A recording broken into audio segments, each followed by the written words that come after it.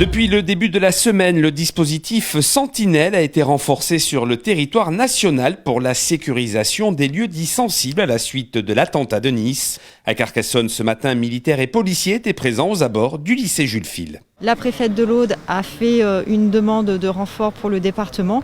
Donc nous bénéficions d'une section sentinelle sur Carcassonne et sur Narbonne pour sécuriser les sites sensibles, notamment les établissements scolaires comme ce matin. Ce qu'on appelle sites sensibles, donc ça peut être prioritairement les établissements scolaires au vu évidemment des derniers attentats, mais aussi les lieux de culte, les bâtiments publics un peu sensibles, notamment la préfecture, les cités administratives.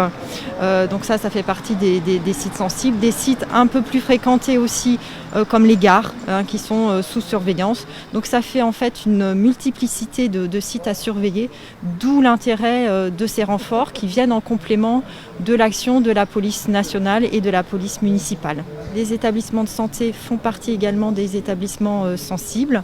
Donc le colonel de gendarmerie a mis en place un renfort de patrouille dédié à la surveillance, notamment Vigipirate, ce qui fait que là aussi nous avons des renforts qui vont permettre de mailler au maximum le territoire et les sites sensibles. Un dispositif dynamique et statique auquel participent les parachutistes du 3e RPIMA en collaboration étroite avec la police et la gendarmerie. On a un effectif qui est suffisant pour assurer les missions qui sont les nôtres autour des points sensibles.